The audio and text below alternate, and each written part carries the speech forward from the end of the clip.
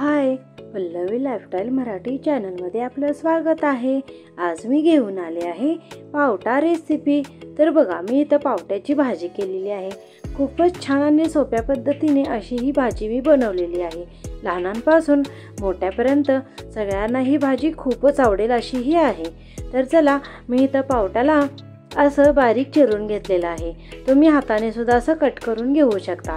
तर सगळ्यात पहिला हे निवडून झाल्यानंतर आपल्याला पाणी घालून याला असं स्वच्छ धुवून घ्यायचं आहे। तर असं छानसं आपल्याला 1 ते 2 वेळा पाण्यामधून आपल्याला हे धुवून काढायचं आहे। तर चला, याचं पाणी ओतून घेऊयात आणि 2 वेळा याला धुवून घेऊयात। तर अशा प्रकारे 2 ते 3 वेळा तुम्ही धुवून घ्या। तर चला, याला आपण असं धुवून घेतलेलं आहे। इथं मी ठेवलेलं आहे पॅन म्हणजेच कढाई। कढाईमध्ये आपण हे धुतलेले पावटा जे आहेत ते घालून घेऊयात। तर चला, अशा प्रकारे आपण यांना घालून घेऊयात।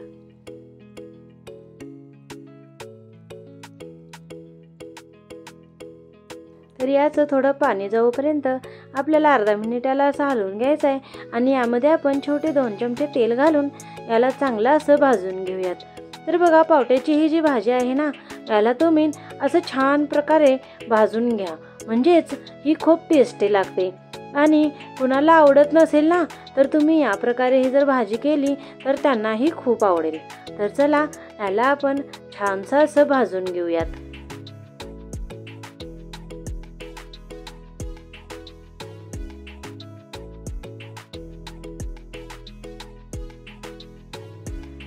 तर बघा, ही या प्रकारे लाल होईपर्यंत आपल्याला भाजून घ्यायचं आहे। तर चला, याला कढईमधून उतरून घेऊयात।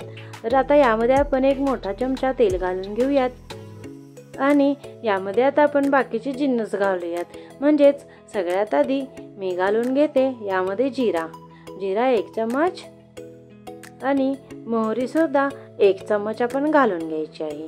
तर चला, ही चांगली तडतडली आहे। यामध्ये आपण घालून घेऊयात आता कांदा बारीक चिरून घेऊ शकता तुम्ही। तर बघा, कांद्यालाही मी यामध्ये घातलेला आहे।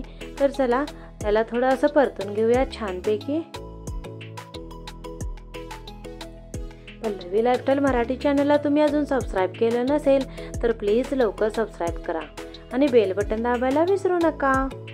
तर बघा, कांद्याचा कलर असा छान चेंज झालेला आहे। तर चला, यामध्ये आपण टाकून घेऊयात हळद पावडर 1 चमच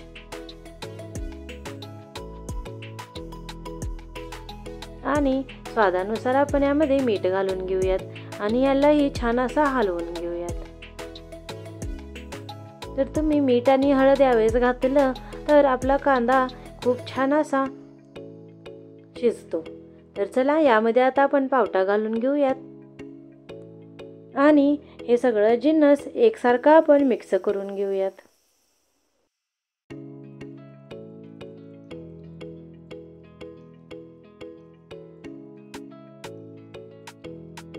तर सगळं मी असं एकजीव करून घेतलेलं आहे। आता यामध्ये आपण थोडं पाणी घालून घेऊयात आणि पावट्याला आपण शिजायला ठेवूयात। आपण जेव्हा हा पावटा भाजलेला असतो तेव्हा अर्धा पावटा आपला शिजलेला असतो। आता बघा, यानंतर पाणी घातल्यामुळे आपण इथं ही भाजी खूपच छान अशी शिजते।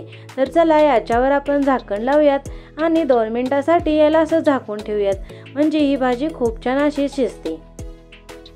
तर 2 मिनिटानंतर बघूयात। तर 2 मिनिटानंतर असं छान असं ही भाजी शिजलेली आहे। तर तुम्ही बघू शकता, याचं पाणी सुद्धा असं आटलेलं आहे। जर तुम्हाला अजून रसरशीत अशी भाजी पाहिजे असेल तर तुम्ही यामध्ये अजून थोडं पाणी सुद्धा ॲड करू शकता।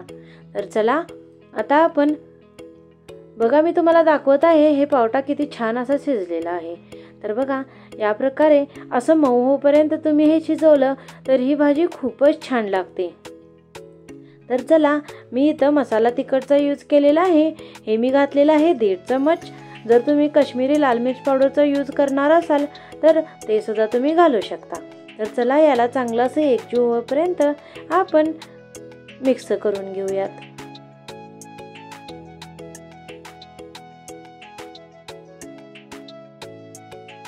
तर मी यामध्ये अजून थोडं पाणी यूज करते, म्हणजेच ही थोडी पातळ आणि अशी छान भाजी बनते। तर पाण्याचा थोडासा इथं मी वापर केलेला आहे। याला असं मिक्स करून घेऊयात आणि इथे मी घालत आहे शेंगदाण्याचं कूट.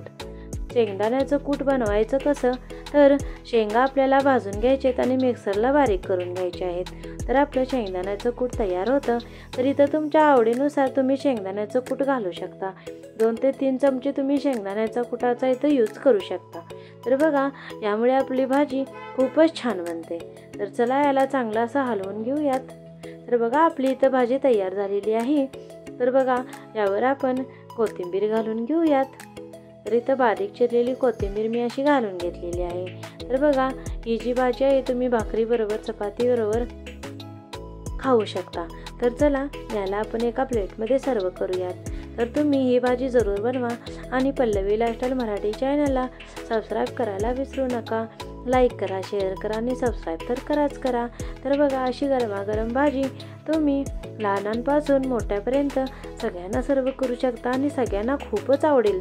तर तुम्हाला ही माझी भाजी कशी वाटली ती मला जरूर कमेंट्स करून सांगा. तर बघा, असं मी चपातीबरोबर ह्या भाजीला सर्व केलेलं आहे. तर अशा प्रकारे तुम्हीही बनवा, खावा आणि आपले अनुभव माझ्याबरोबर जरूर शेअर करा. आणि माझी ही व्हिडिओ लास्टपर्यंत बघितल्याबद्दल तुमचं सर्वांचं खूप खूप आभार. धन्यवाद. Thanks for watching. Please like, share and subscribe.